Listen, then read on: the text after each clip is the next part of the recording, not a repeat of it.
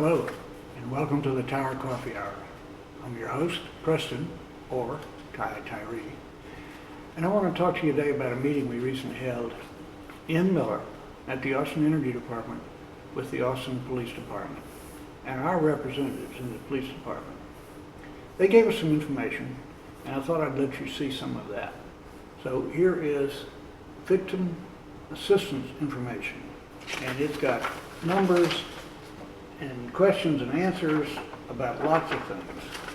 And it's in English and also in Spanish. Another little brochure they gave us is something called Coping with Trauma. And again, we have lots of good information, and when you're the victim of a crime, it can be pretty traumatic.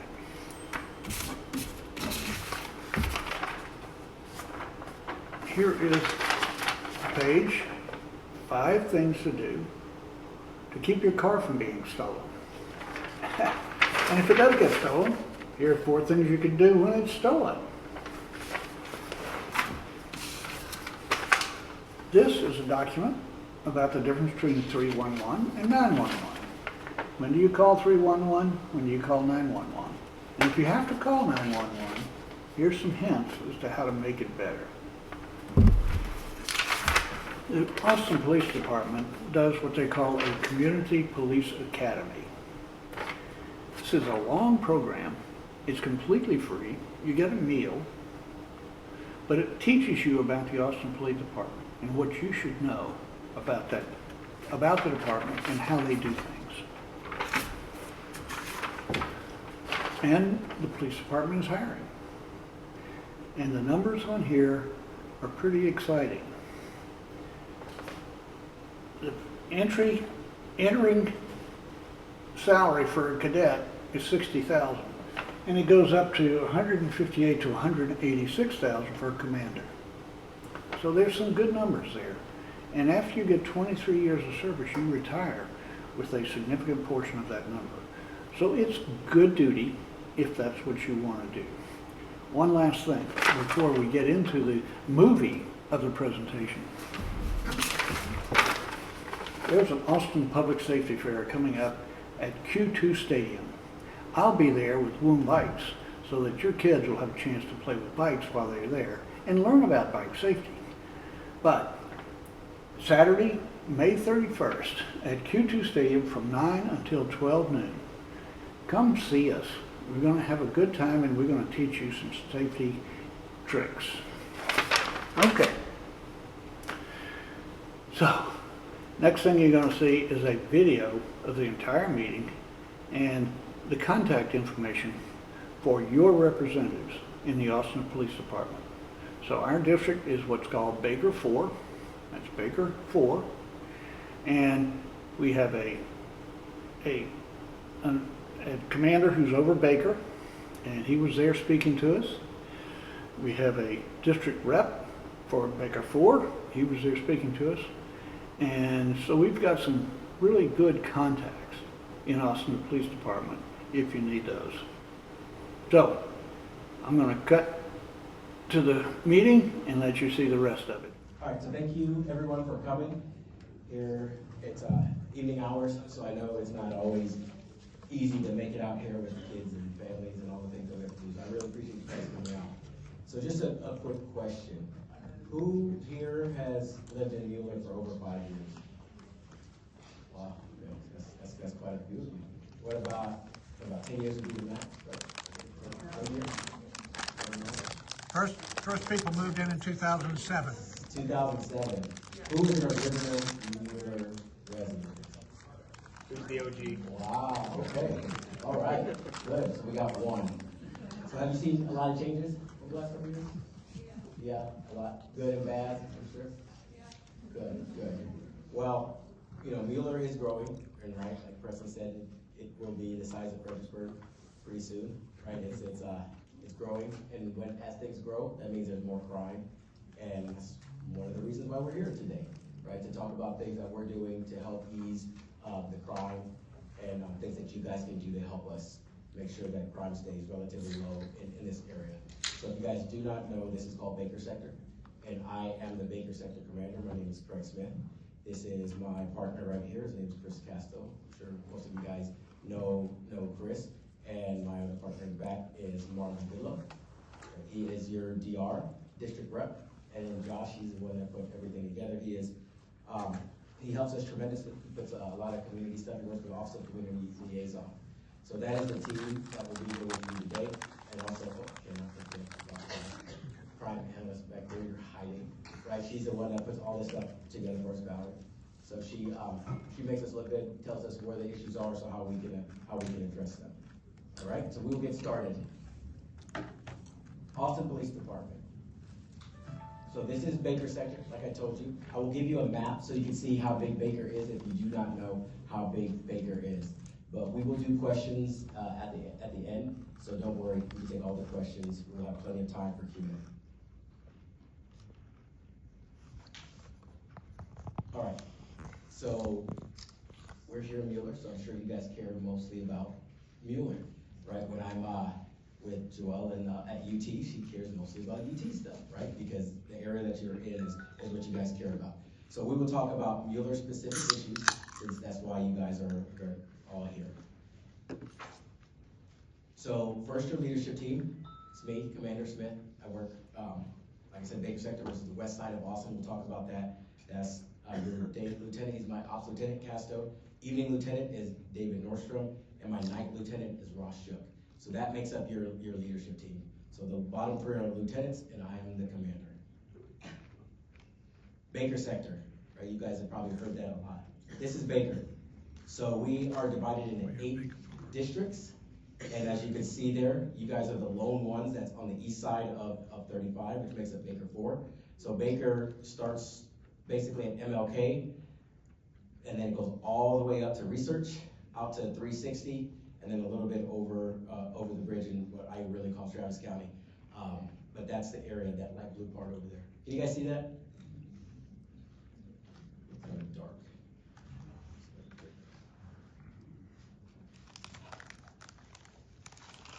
That's as bright as it gets.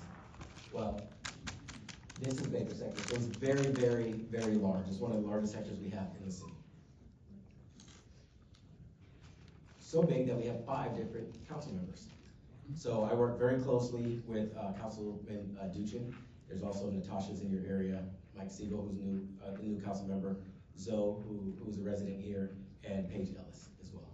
So those are your 5 council members that make up Baker Sector. You guys probably only care that Zoe's your councilman. So I showed you how big Baker was. Now let's look how many officers work Baker Sector. So we have 2 day shifts, which is the 100s and the 200s. They work opposite schedules. We have the 3s and the 4s, which are evening shifts. And they work opposite schedules. We have 7 and 8s, and they work opposite schedules. Our work, fully authorized, we have 60 officers. As you can see, my day shift, we have 5 vacancies. My evening shift, we have 4 vacancies, and my nights, we have 1. So we are not at full strength. As you can see, we are minus 10 officers right now. So these are the officers that work your area, all 50 of them that work Baker Sector. Here's a lot of cool stuff that you can pull out your phone, you can download. If you have questions about what's going on in the crime in your area, you can file reports, map locations, has all the stats. So if you just click on that, it'll give you a little code at the bottom, just click on it, and it'll take you to this area so you can specifically look at the issues that you guys are facing in your area. Anybody still need more time?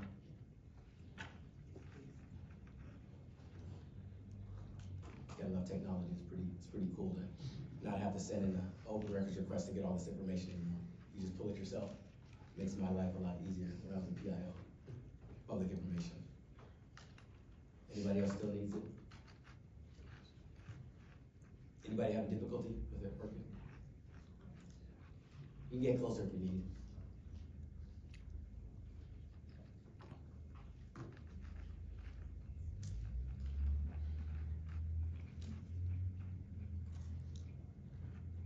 If you need it, I can always go back. All right, so let's talk about the major issues in your area. Right, so here's the count of offenses by month. So January we had 175, February went down a little bit, 147, 193 in March, went down a little bit again in April, and as of the 19th, we have 107 offenses by the month. And here are the major offenses that are happening in your area. Well, this is Mueller. There's a lot of stores, so we have a lot of theft by shoplifting. We have the HEB, we have the Home Depot, the Best Buy. We have a lot of thefts, right? A lot of places have loss prevention officers, but a lot of places have policies where they're not allowed to touch people when they're walking out stores. So people know that, so they shoplift a lot. Criminal trespass notice, right? You guys have a lot of unhoused that walk around here sometimes. So they get, we call them CTNs. We get criminal trespass notice. So if somebody's causing an issue in the store, they'll call us, we'll give them a CTN, a criminal trespass notice, which means they're no longer allowed to be at that apartment or business or whatever it is. Burglary of vehicles. Here's where you guys can help us out. We know that lots of vehicles are broken into. And a lot of them are just because doors are not locked.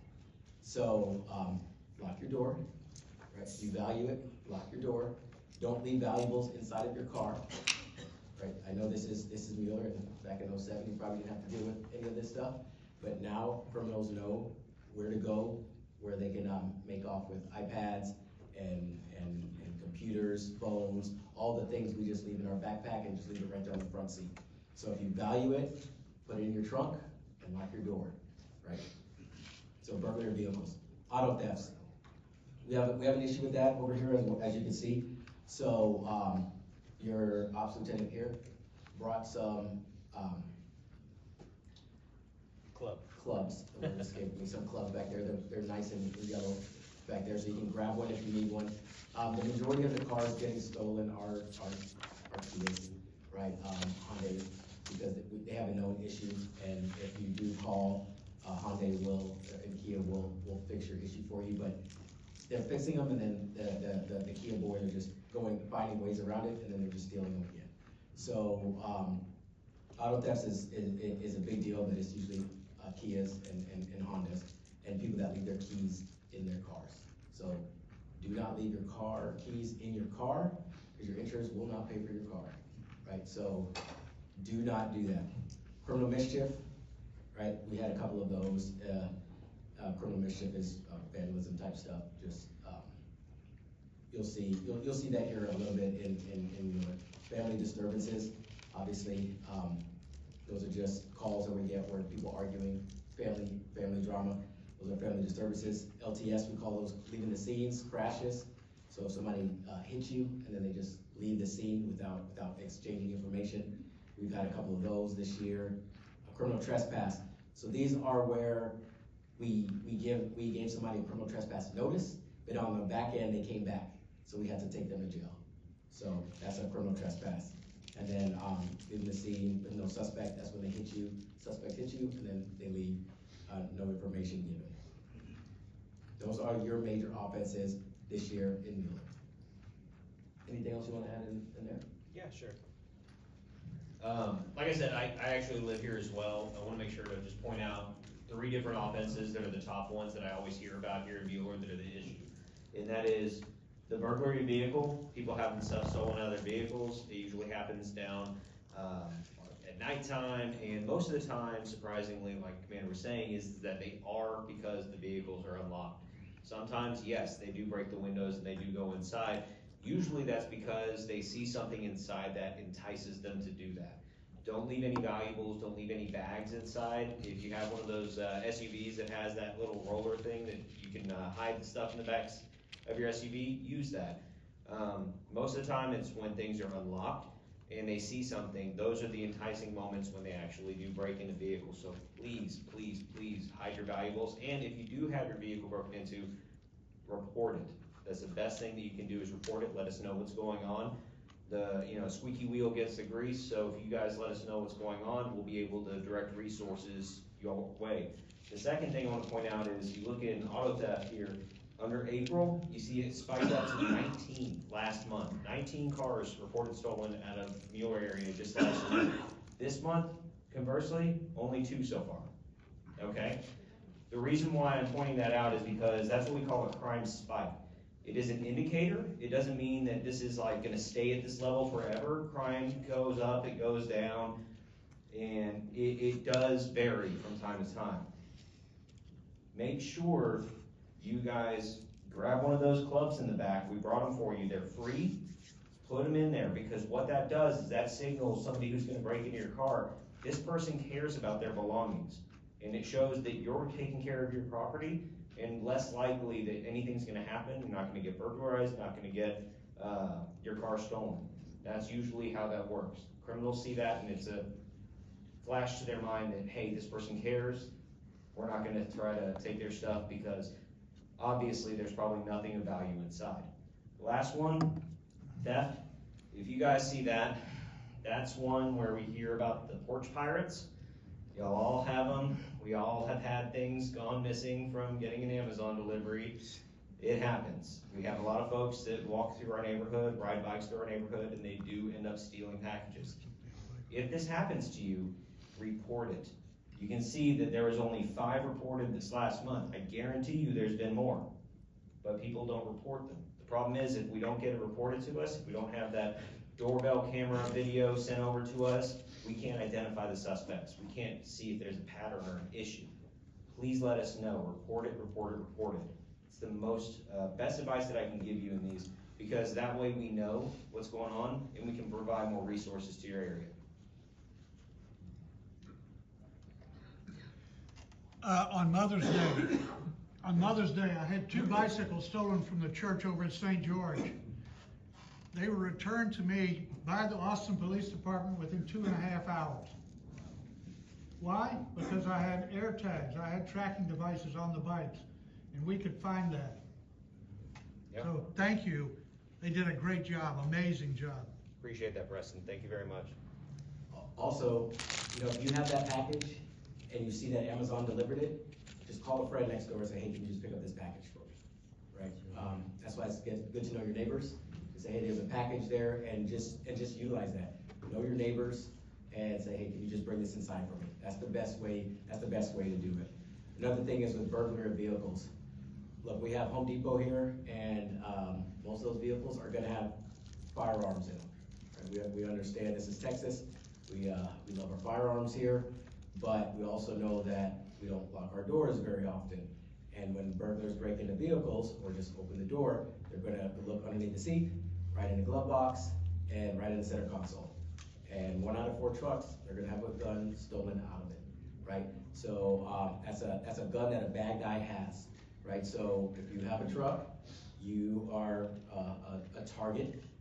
And if you're at ATV or Home Depot, you are even more of a target, right? So make sure you secure your firearms, and we also put some things you can secure your firearms with, gun locks, right? So make sure you secure your gun, don't leave them in your car.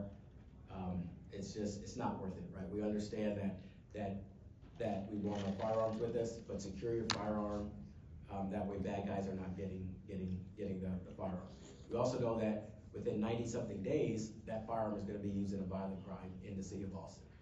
And it's gonna be registered to you, right? So that's even more reason to lock up your firearms and don't bring them with you. All right, so this is getting a little bit more into the weeds. So we just talked about the calls and the arrest, but we will talk about our priorities, our calls, our priority calls. So if it is an actual emergency, there are people fighting right now, there are guns, get out here immediately, that's called a priority 0. And for the Mueller area, it takes us about 6 minutes to get here, 6.5 minutes. If there is a true emergency, I need you right now, it takes about 6.5 minutes to get there. If it's a priority 1, which is, hey, they were fighting, but now they're leaving, but there's a guy down on the ground, he's moving, but he needs help, that's a priority 1, that's about a 9.5 minute response time. Right, priority 2s, they're a little bit lower priority, they're about 11 minutes, and the priority 3s, those are probably the shoplifter call, the guys that's arrested, that's about a 13-minute response time, right? So that's in the Mueller area. So remember how big Baker Sector is.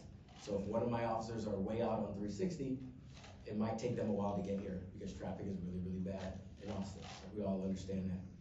So that is our arrival priority time, and how long it usually takes us to get there. Do you wanna add anything on that? Okay, so, that chart on the right was confusing to me. I had to ask Casto, what did that mean? And he told me, right? So he is the smart guy that does all of this, and he just told me, hey, this is what this means. So we know that about 3 o'clock, calls pick up in this area, right? That's when people are getting home, and if you look, you can see the calls are start to pick up. These are hours. So 0 is midnight, 1, 2, 3. It's just like military time. So you can see from about 3 till 11, that's when the most calls are coming out. So that's what that means. So on Wednesday at 4 o'clock, which is 16, there's about 24 calls in Mueller. So we know that my evening officers, and there's only 10 of them, and if there's people on vacation, there's people out, they're sick, we usually have about 6 or 7 officers working during the busiest time of the day. So that's why our calls, that's why it takes us 6 minutes, 6.5 minutes to get to a call. So you gotta be mindful of that. Maybe we're in the area, we can get there quicker, but the average call response time is about 6.5 minutes for a real true priority, an emergency, priority 0. Does that make sense to you guys? So you can see, and then the later it gets, because everybody's sleeping at midnight, 1, 2, 3, 4, 5, it's pretty quiet in Mueller. All right, so unfortunately, I've been in the Baker sector since November now, and we have had a couple of homicides. The first one we had in Baker when I was here was a road rage incident over by Moody. So this is Texas. People are driving crazy right now. I get flipped off in my police car. It's insane how many times I've got the middle finger in my police car. So if I'm getting flipped off, I'm sure you guys have been flipped off or yelled at and cursed at or brake checked where they get in front of you and slam on their brakes. Right? People are losing their minds right now. So do not engage in any kind of road rage. Right? We understand most people have guns in the car and it's not just worth it. These two had an incident and a person ended up losing their life over by Moody a couple months ago. Right? So stay in your car.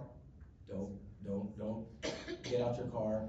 Just don't worry about it. Just go home. If they're following you, call 911 because they will follow you. Just call 911, say there was a road rage incident and there's a person following me. Just give your location and we'll come to you, right, to end that situation. We want everybody to go home safe. So the other homicides that we've had, these were the 3 at Aldridge and Jordan Apartments. This was on 420 and 427.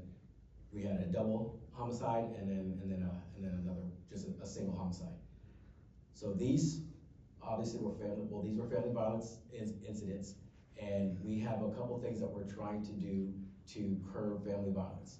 What goes on in your household, we really don't know, right? If you and the spouse are arguing, we don't have any kind of idea. But when I worked family violence, when I was a detective, way back in 12 and 13, I knew in Austin we had about 25 murders, and about 22 of them were family violence related, right?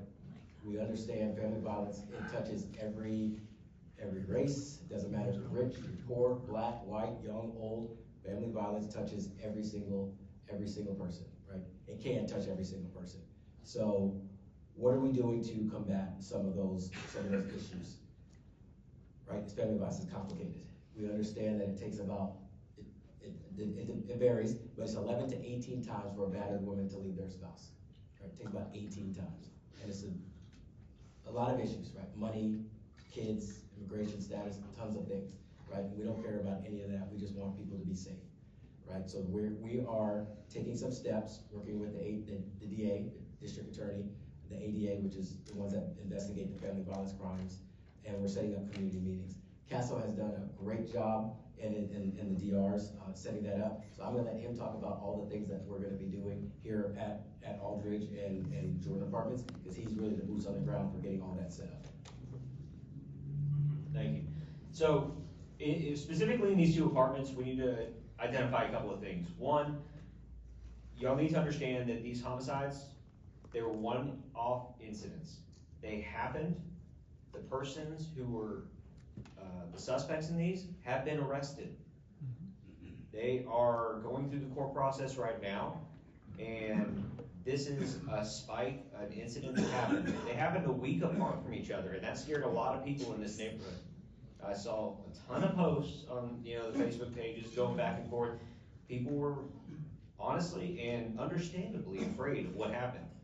But we wanna make sure that everybody understands that we have spikes like this sometimes in different areas, but all in all, Mueller is a safe community. We really do have a awesome community here. And we wanna make sure that people understand that, and that we not only help people process what happened, but also help people find a way to move forward, find a path to move forward. And along that vein, what we're doing is, we're gonna host a community meeting on Aldrich 51. Our DRs are working on setting up a date for that, and that's gonna be to welcome the community to ask us questions about what happened. We're gonna have some of our our victim services, who are counselors, available during that time to do some, what they call psychoeducation, teach people about some coping techniques, some EMDR techniques, eye movement, rapid desensitization. I don't know if anybody's therapy-wise in the room. I know we have some people that have retired from that and have worked in that field. Definitely different techniques that do help, especially for traumatic events, and we want to provide those services to the folks who live over there. We know, especially that community itself, it's kind of a big square box if you've ever seen the apartments, right? So you can't really know what's going on within the walls or within somebody's home, like the mayor was saying, but we can have a touch point. We can have a point where we reach out and we say, hey, here's some education, here's some information, and here's what you can do. You can reach out to us, and we are available. We're also gonna work on having some coffee with a cop events nearby at the Starbucks over by the 1801 East 51st Street, the one that's right there at the HEB. We're gonna try to have a coffee with a cop event over there, so that way we can have another touch point where people can communicate with us and talk with us about what happened and ask questions, because it's okay. When it comes to the Jordan apartments, there's a lot of families, right? A lot of kids. It's a Foundations community apartment. There is a ton of families with kids in that apartment complex, and this was a horrific crime that happened literally in the parking lot, right? We wanna make sure that we take care of those families as well, and we wanna make sure that they know that it's okay and that it is safe in our community still. So we're gonna host a movie night. We're looking at the beginning of June, probably June 10th. We haven't set a firm date yet, but as soon as we get the equipment, we'll put out information about that. And we're gonna host a night where we have a movie in the park. We're gonna invite folks from our APD pet team, which bring out therapy dogs for the families, for the kids. I've invited our mounted team. I haven't gotten confirmation on them yet, but we also have a couple of other things available just for folks to come out and enjoy a movie. The kids can enjoy a movie, and we'll also have our victim services counselors, again, available to help the families with any psychoeducation, to help them with how to move forward with these things. Because that's the important thing, is to understand that we do have a safe community, but we need to find a way to help the families who witnessed this event move forward and understand and bring them back out, knowing that it's also a safe community. So along that vein, we want to talk about with victim services. I work very closely with them in family violence, and it's talking about breaking the cycle of violence, right? And also letting them know that there are U visas available if they need them. If you are a victim of family violence, and there are victim compensation as well, right? So the state of Texas tries to do what they can to help victims of or survivors of family violence. So that's a big thing, the victims compensation package. If you are a victim of family violence, you can break your lease as well. So there are things that we just want to educate our community on, that way they don't have to stay in that cycle of violence. So those are some of the things that we are working on to ensure that our community is safe from family violence or domestic disturbances. Because again, it can touch anybody, and it's one thing that's still kind of taboo. Nobody wants to talk about family violence. It's kind of thing that happens in the house. But for working family violence for 3 years, I will tell you, every victim survivor I've ever talked to has sent a photo to a friend or they're on their phone. right? They may not say anything, they may cover their face with makeup, but they are gonna have pictures on their phone or to a loved one, they're gonna send it. So, it's just letting them understand what their rights are, and they can, get out of that cycle. But Casto and his team are doing an amazing job in setting all that up. So, it will be, right now it's looking like June 10th. So hopefully, that's the date, or hopefully we actually can change it, because I won't be here that day. So hopefully they can move it so I actually can go, but if not, that's okay. I know that, they'll be in great hands. So, Casto talks about this, the auto thefts, the package thefts, and the burglary vehicles. We talked about this, at length, but make sure if you need a club, you can grab one. The package theft, just be neighborly, knock on your neighbor's door, say, hey, my name is Craig, what's your name? Get to know our neighbors like we used to back in the day, right? And say, hey, can you pick up a package for me? And that's why you guys live in a community like this, where your neighbors are right there, because you want to be neighborly. You could live out in South Austin where there's more land, so you don't have to see your neighbors, but since you guys are here, you might as well know your neighbors. And then burglary vehicles, we talked about that. Right? Secure your vehicles. Secure your vehicles. If you like it, lock your doors, please, please. Do not leave things that you do not want out, because they will break into your cars. That's really the only time. They may not even they weren't coming to break into a car, but there's that backpack right there, so, well, I'll bust the window to see what's in there, right? So those are called crimes of opportunity.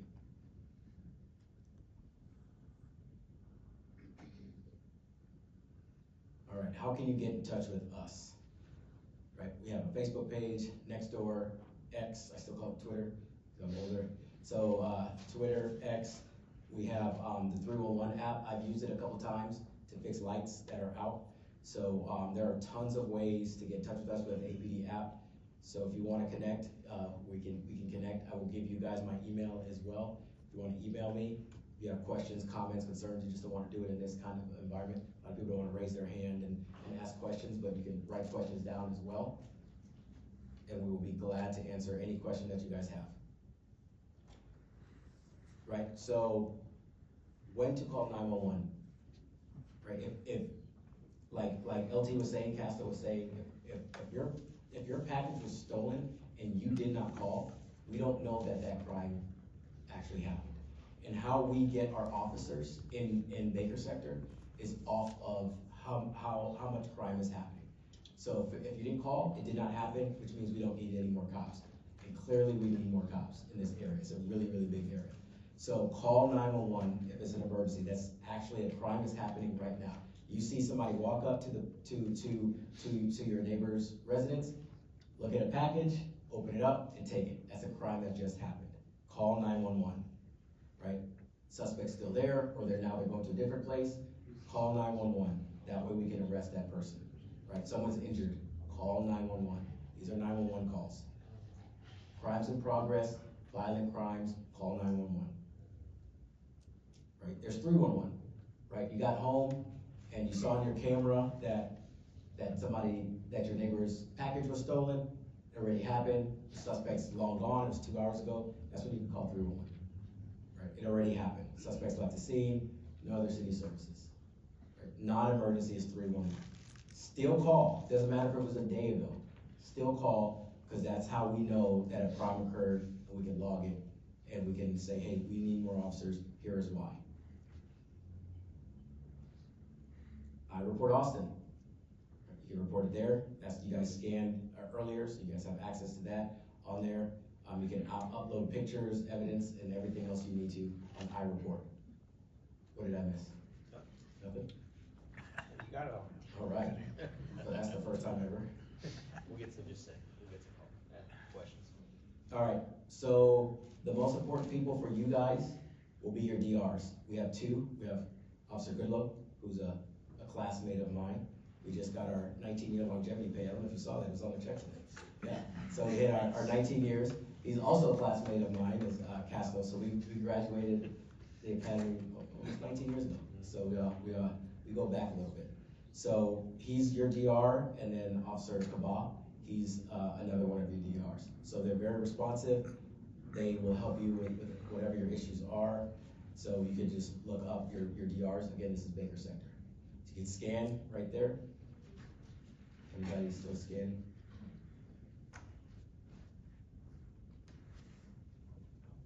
Here is our information. This is your ops lieutenant. Goodloe's boss is Mike Cole, who's also a classmate of ours, right? So it's like a lot of us in this area. Good year. There's Kambal, who I talked about, Officer Goodloe, and my information.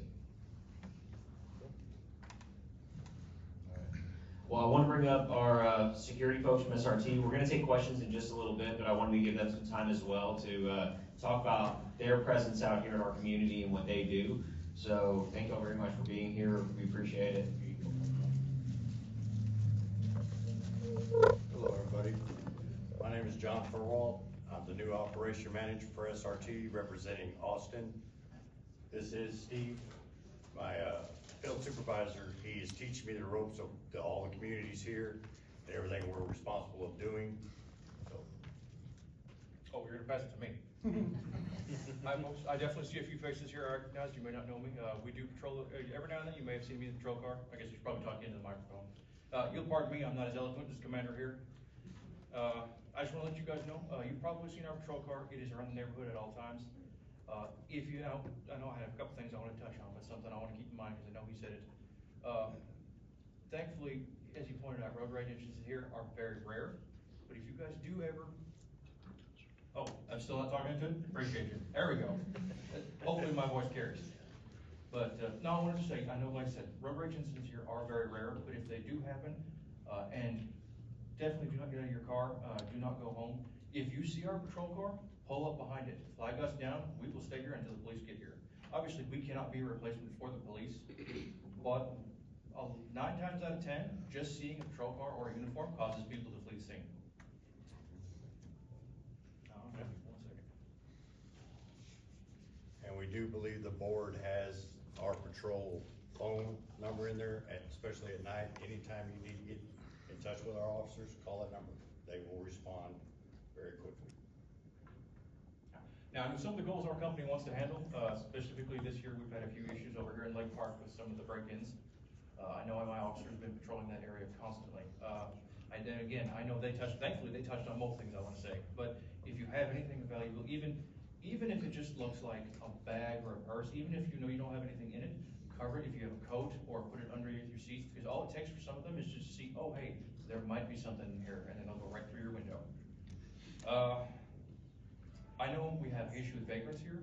Some of them are known to us because we've dealt with them a few times. Some of them are not. If you guys see anybody who's suspicious, like I said, we have our patrol number, please give us a call. We'll go right to that spot. And this goes tent cities, people walking around. Even if someone just seems out of sorts, if you think maybe they just need help, give us a call. We'll go talk to them, make sure they're okay, see everything's fine. Pardon me, I have to look down. Oh, I will ask any of our residents over in the John Gaines, and I believe the park is Taniguchi. I think it has an official name, but I don't know it. But anywhere in that area, I know I've had a few suspicious people walking back and forth in that. If you guys see anything out of place, please, again, call us. We will come handle that instantly. Is that nothing too bad so far? We're just worried about some of the people in the area. Just like the police said, the biggest thing is you see anything that's abnormal or anything, we can't do anything if we don't hear from y'all. So anything that looks suspicious that y'all think doesn't belong, call us. If there's something we can't handle, we will be on scene until they arrive. And this goes for, and it's not just on the streets or in Aldrich. If you guys are over in any of the residential spots, even the back alleyways, we patrol those. So if you catch someone sitting by someone's garage door and they seem like they're out of place or sorts, again, and my response to most of that is gonna say, please give us a call. We will come handle it. And if it's a situation that you don't think is quite an emergency, deep enough to call the police, and you're just something seems wrong, give us a call. We'll go there, and then chances are we're gonna call them and have them come sit there with us. But again, I'm not talking to the microphone. I apologize. I keep doing that. Other than that, it's amenities, parks, even, and the area, as they've said, this is actually a pretty good area. As far as we work most of Austin and most of the areas, Mueller's one of my favorite places. You guys have very few issues. There are issues everywhere, but you guys have very few serious issues here, and I'm so thankful for that. But the few that do exist, I want to make sure we either get rid of or taper down to nothing. So like I said, just if you see anything, please let us know. We will always be patrolling around. I have an officer here every afternoon, I have an officer here all night. And we Monday through have, Friday, there's 2 shifts. Saturday and Sunday, there is 1 officer. Yeah. But the response time will still be the same. yeah, and like I said, we'll make sure, I know we have a Mueller phone, we also have a dispatch number, but I'll hand that to the association office. Oh, you wanted that? Yeah, not a problem, I can do that. For those of you who have a pen and paper handy, I'll give you the phone number right now. Thank you. Now I was gonna cover that, I just didn't know quite when we were gonna handle that. So if everyone's ready, it is 737-346-9100. And again, that's 737-346-9100. That goes straight to my officer, and they'll go immediately to the place. And thankfully, most of them here have been here long enough, they all know all the streets, all the little side cuts, so you tell them where you're at, and they'll get there in a heartbeat. I'm gonna pass this back to you if you have anything you wanna say. Any I'm sorry, questions or can you repeat that concerns? number one more time? Oh, not a problem. It is 737, I guess I should use this. 737-346-9100. Thank you. No problem. I'll hand it back to you again. Any questions or concerns? What's your name? Your Mueller Security? Oh, No, we are SRT Security. They're your private security, Mueller Security works too. It'll be the green and black patrol car with the amber lights you guys see going through well, everywhere out here. And again, please don't hesitate to flag them. Here, hand me that thing again. Please don't hesitate, even if nothing's wrong, if you guys just want to speak to them or say something, please flag down my officer, talk to them. They'll be more than happy to answer any questions you have or see if you guys have any concern, or even just to, be social, because they're in this community too. I want you guys to make sure you know who they are. They're all good people. I've got 2 young men by the name of Joseph Aguilar and, what is Elijah's last name? Elijah Humphus. And then, of course, the young lady who you guys usually see at night, Miss Felicia Harrison. She's been here for 2 years now, 2.5 years, so I guarantee some of you have definitely seen her. I'll pass it back to you again. Yes, ma'am. But if we call you, we see something happening, like somebody stealing a package, what are you actually gonna do at that point? We will keep eyes on the suspect, make the call to the Austin PD, and we will keep lookout until they get here to show them where they is. Follow up? Yes. We'll either follow them on foot, or we will drive right behind them. And Get so- tag numbers, any information to help us know who it is, that way we can pass it on to them. What are your instructions, in terms of all the homeless encampments that are in the neighborhood? We are basically ask them to leave at least once or twice, if they do not comply. And again, we call Austin. So the homeless encampment at the hangar that's been there for months, you go up there multiple times a day and ask them to leave, and they don't leave, and you call them? Well, no, they do leave, but then our officer go to another part of the property to do her job or his job, and they come back. How can they leave when they're up there with microwaves and TVs and all of that? There's That's no not, way they leave. that's not a security, that's not their issue, that's a us. And I just wanted to point out something right now is that, I was gonna ask y'all to address the whole homeless thing and how do we, cause sometimes that's as scary as a lot of the other stuff is the mentally ill homeless thing, and how do we deal with that? yeah, and that's over by Mueller Lake Park, over where the That's hangar one is. of 'em. Right, that's one of them. But there's, just to address that question right there, I actually went and spoke to the guy that has the TV, the microwaves, and the tables all out there. And I was going to address that specifically with folks from the Mueller HOA tonight after we finished meeting, because his response to me was something completely strange. He said, oh no, I got permission from the folks that, at the Mueller Central building over there to allow me to, camp here for right now, but I don't camp, I go back to my tent overnight. So, what I wanna do is actually, Officer Goodloe in the back here, what I want him to do is if he could get with one of the folks from Mueller Central and talk to them about if we get a blanket CTN specifically for the hangar area, so that way we can start just immediately CTNing the folks that are out there during the daytime and especially the evening hours when they're camping out there. Criminal trespass notice and giving them a criminal trespass when they can't be here. I vote aye on that. Yep. And also for any of the other homeless encampments, Officer Goodloe and the district reps, those are the folks to talk to about that. And the email address is up here. You start emailing them some of those locations and we can start knocking them out. So can you talk about that process of how the list goes when you put a location on? For all y'all don't know, Officer Goodloe, your district rep.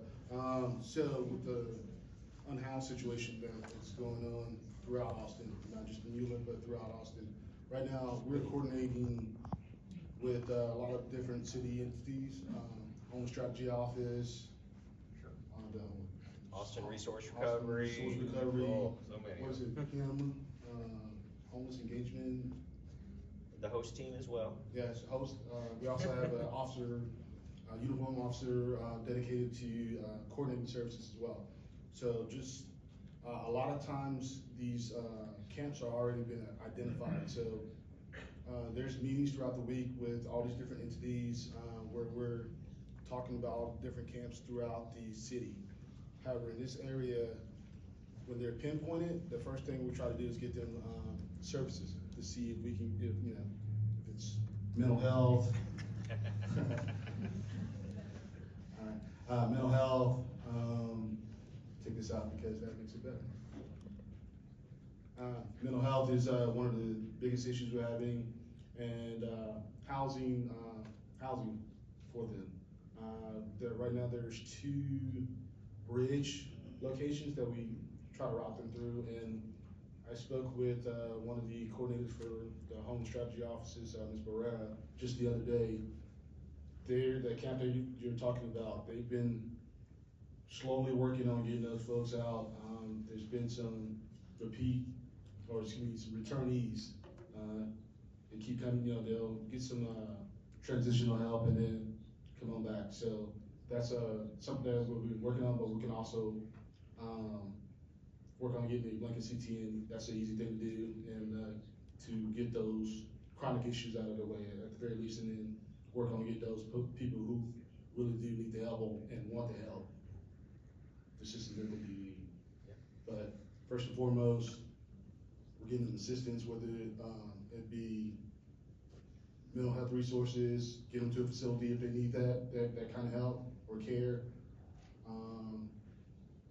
Working on the homing strategies from there, and then last but not least, actual enforcement of criminal trespass. That's the way it's been presented, the strategy that the city is trying to go with right now. I know for some of y'all it can be a little bit frustrating and slow, but put the information out to us. We put it on we got a little high-speed program that we're working with right now to make sure that all the different entities are working on the project as efficiently as possible. So just keep that in mind. It's not gonna go away, but we are getting better at doing it. So just inform us, just let us know where all these things are at, and then we'll work on it from there. And as always, just reach out and contact me if you have any kind of questions or concerns. Yeah, and when it comes to just letting us know is the best way to, for us to identify some of these camps. We had one that came up just last week that there was a camp off of, not at the hangar, but just past it, going down the airport, like up in the bushes somewhere. So we had a couple of officers that had to go out there and also ask the person to move along. And most of the time when we do that, then we do gain compliance, and we do get compliance right off the bat. Please take on our contact information, send us all the information on it. I do have my business cards, I'll leave them here at the front table. If you guys need anything, I'm the day shift operations lieutenant, so I am over the district representatives as well as the day shift patrols. And if y'all need anything, reach out to me. I'll email you back, call you back. We'll sit down and have I don't do coffee, but I'll do a tea over at Starbucks. and we'll get some, we'll try to find some relief for some of these problems. Because homelessness, it is a chronic issue. It's been around since, dirt started. So we've had homelessness issues in Austin forever, and we are going to continue having homelessness issues. It's not going away. The best thing we can do is manage it at this stage and manage the issues. We can't arrest our way out of it. We can't provide housing to every single person for free in Austin. It's impossible for us to be able to do this. However, we do as much as we can to provide them services, and Austin has a ton of services, including like the Community First Village over on the east side. Mobilos and Fishes, tons of different things that are programs, just private and also, you know, the city programs. So please let us know where you see these issues, especially when it comes to the homeless. Report them just like you would report package theft and auto theft and burglaries. Let us know, because we can't fix it if we don't know about it. And I believe you raised your hand earlier? Or did I? No? Okay, shake your hand. Sorry. Yes? Hi, I have a question about, you know how in the wintertime there's warming centers? Yes. Is there gonna be like cooling centers? Absolutely. We have cooling centers that happen every time the temperature gets really hot. They utilize, I believe, every single library. Is it the libraries that they use specifically? And they have folks that we can have either EMS come out. They have care teams that work with EMS that can go meet with these folks and actually help transport them. Austin Police will help transport them. They can hop on Capital Metro buses. We do have cooling centers for them as well, yes. So when there's people camping out by dumpsters and stuff, 311? You can do 311, you can do 911. If you call 911, I actually had a meeting with Chief Davis about 3 weeks ago during our Chiefs Advisory Committee, and she was talking about how she wants to make sure that we go back to the where we were a couple of years ago. When people call 911, if it's about a homeless individual, okay, cool. We're gonna send officers. We're not gonna just put it in the file system, which is what we ended up doing for a while with 311, and saying, yeah, we'll get to that camp, we'll just note it. And the next time that we have a meeting with the district reps to clean out a camp, we'll do that. We still do that, but those are for like the bigger, larger encampments. If it's something small, like one person, we will send officers out to try to move them along. And we've been working with our supervisors as well to educate them that that's the new process moving forward. So calling 911, yeah, absolutely. Yes, ma'am. I did raise my hand. Oh, it was you. You were behind her. I'm sorry. Y'all are both wearing white shirts. I live in Jordan. Ah. We get a lot of, not transient, we get teenagers that walk through. The other night was 3 o'clock in the morning, I was out, and 2 teenagers walk around. I called 911. I don't know if that's the right thing to do, because, no offense, but Signal 88 took an hour to show up.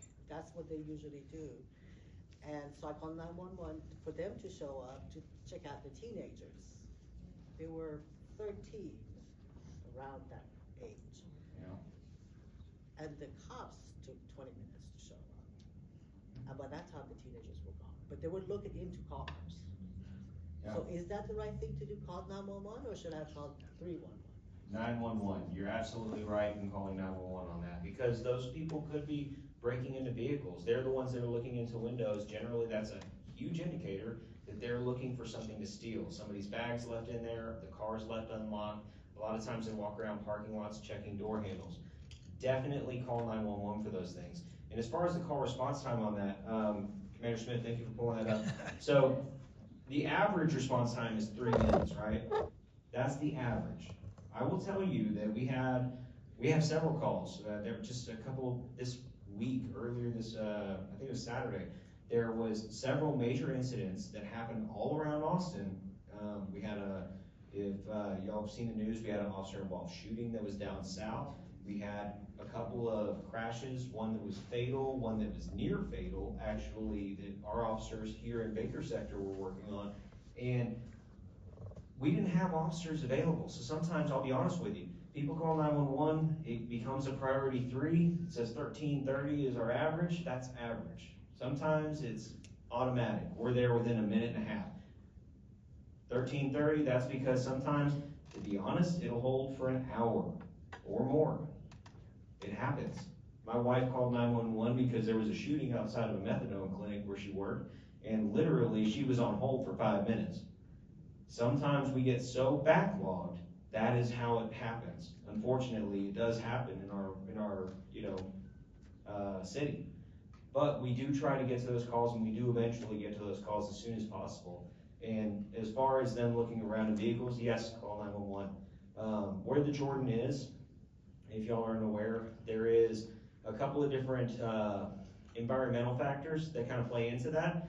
There is, if I'm thinking of right, it goes right, there's the field right there, there's the school that's right there at that intersection. So there's a lot of hang areas, places where you're gonna see kids that'll be congregating, and it's areas that they are comfortable with because they know the area. Guarantee you those 13-year-olds probably know that school backwards and forwards because they probably go there, and they know all the ins and outs around that area. So it wouldn't surprise me, and also they might even live in the complex itself. But calling us lets us know and lets us check on it to see if they are doing any mischief.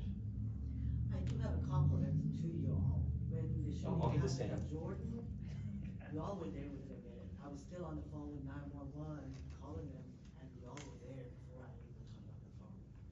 So my compliment goes to you. So it just goes to show you, so a person that's like a young kid walking around, we would call that a priority 3, right? That's not a high priority. But now you say, hey, this young kid is walking around, he has a mask on, he has a crowbar, he's breaking into a car. Now that goes up. So that it was a 3, just a suspicious person. Now it goes up to like a 1. And then he just smashed out the car and he's trying to steal it. Now it goes up. So then that's when our response gets there higher or quicker, right? So you said somebody is shot, we're gonna get there ASAP, right? So the same thing with the homicide, the road rage here on by the Moody, we were there within a minute, right? So because it was multiple calls, they're saying, hey, there's these people arguing, and then boom, shots fired, boom, we got there and apprehended the suspect. He was still on scene. So it just depends on the priority of the call.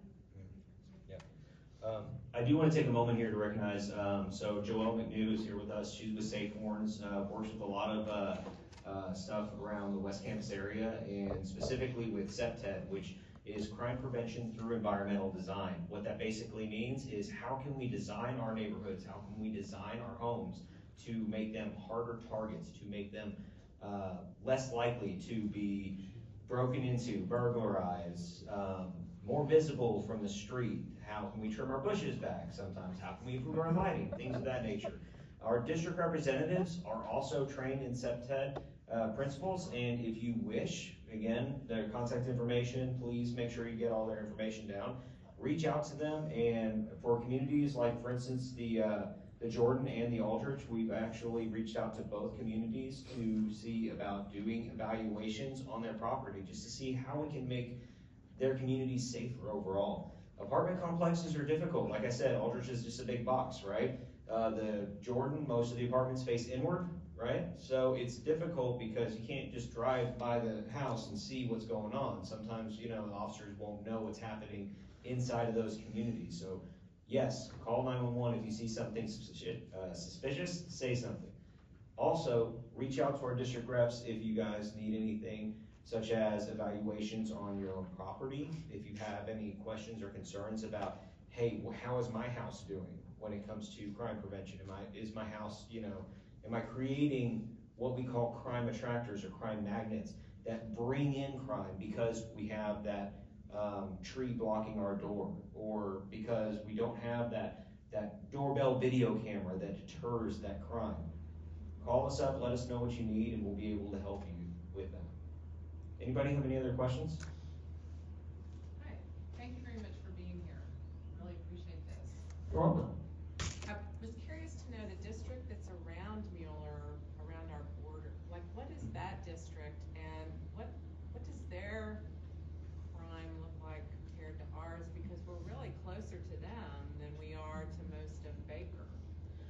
Sure thing. We're gonna go back to the crime map here, in Commanders, deal with that.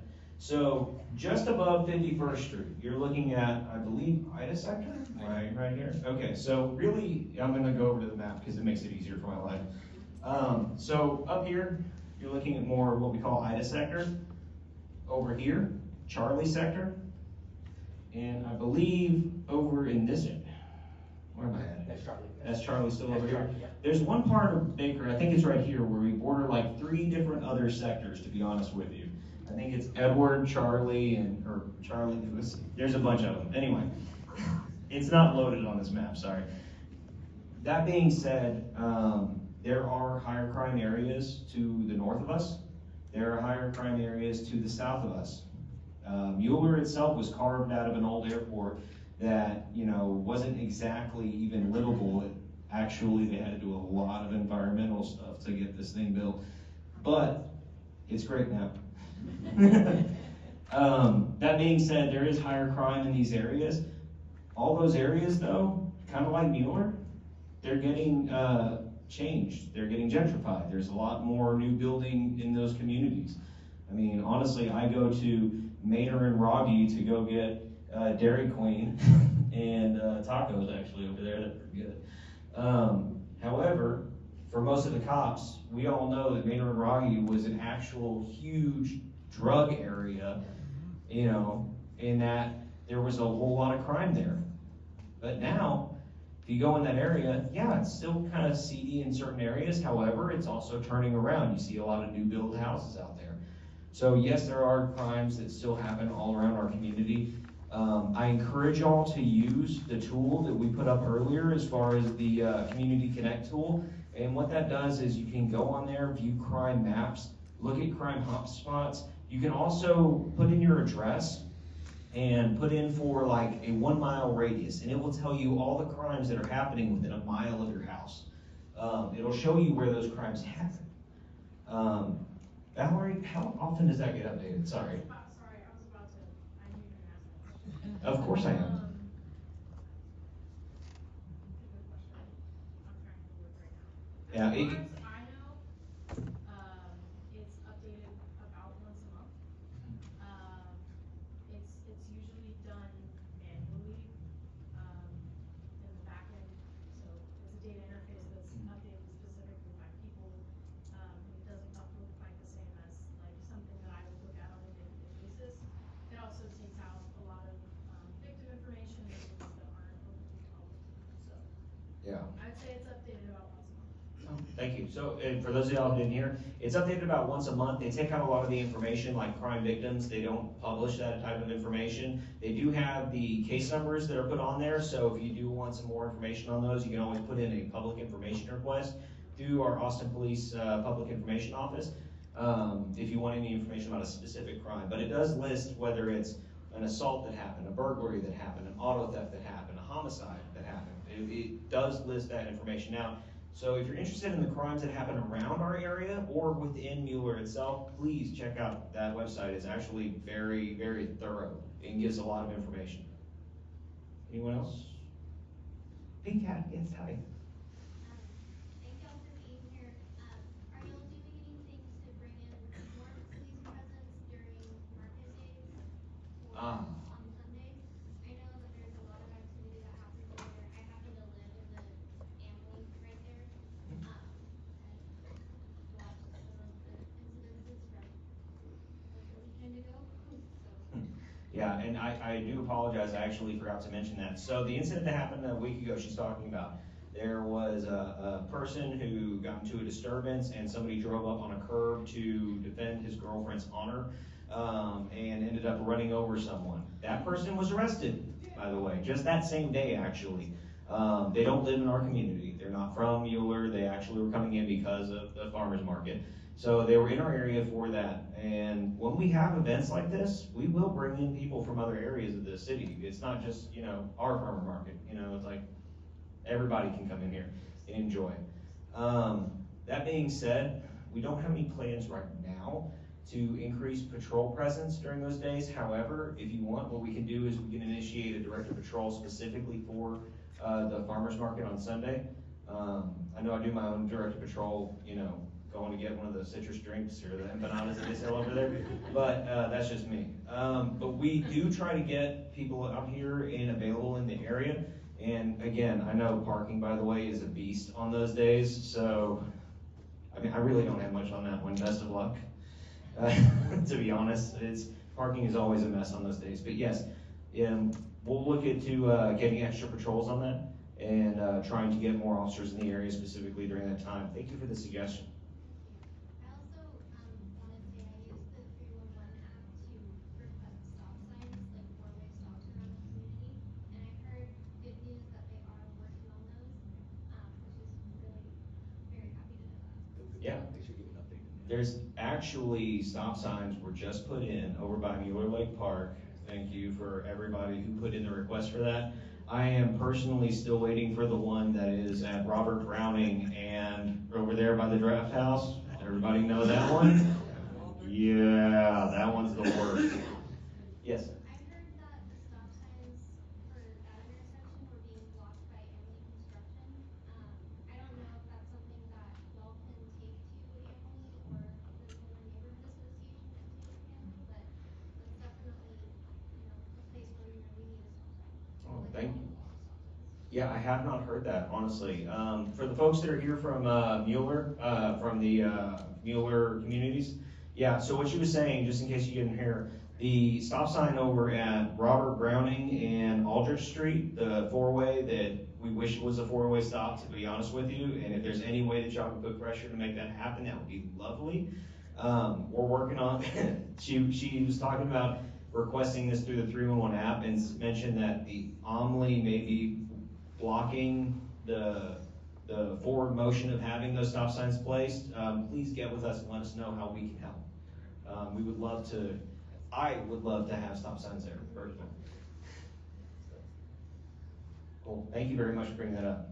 Yes? I have a list of questions. A list of questions? Yes, I thought them. Okay. Or do I have enough?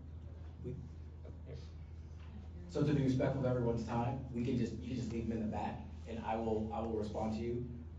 And you guys can just leave the questions in the back, or leave them up here, or wherever you want to leave them, and then that way we can answer them for you. We're about 15 minutes over right now already. So, just, you know, yeah, just because, we were supposed to stop about 15 minutes ago, no big deal, but, I don't wanna, people have things to get to, so, leave the questions in the back, and I will certainly, make sure I answer them, or Marlon or Casto will answer those questions. Any other pressing question now? Well, I really appreciate you guys coming out. You guys live in an amazing area. Mueller is great. It's growing tremendously. So, I'm thankful I get to work this area. You guys are very involved, clearly. It's 7:45 and you guys are still here, right? So that shows how much you guys really do care. So, you have a team that really wants this area to continue to be one of the best areas in Austin. Obviously, LT lives here, so he's a little bit more invested, right? I know at least 3 officers other than me that live in this neighborhood, just beyond that. So it's Right. not just me. So obviously, when you have people here, they care because they're actually living here. So I appreciate you guys coming. You have my contact information. I will put it back up if you need it. And if there's anything we can do for you, please let us know. Our team is very responsive. We'll make sure we get to your questions.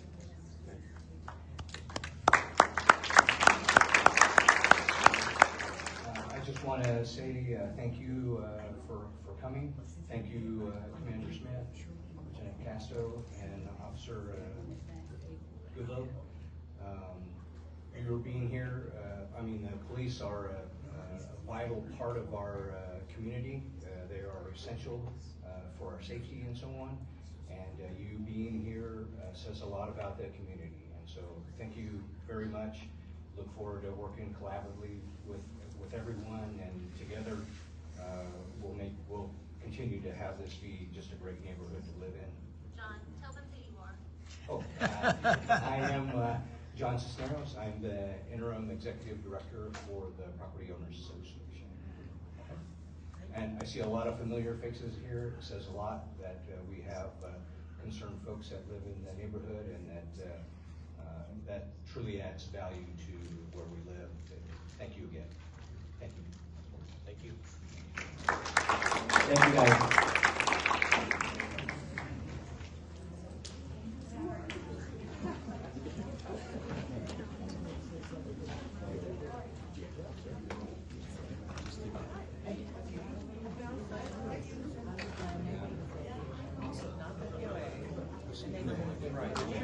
Right. Oh my gosh. So many different associations. We have associations. We have program programs. We have this. We have that. Keeping it all together. And don't get me started on that. That's a separate. Well, I just wanted to find out, first of all, thank you so much. Of course. I'm glad the board and working with you guys.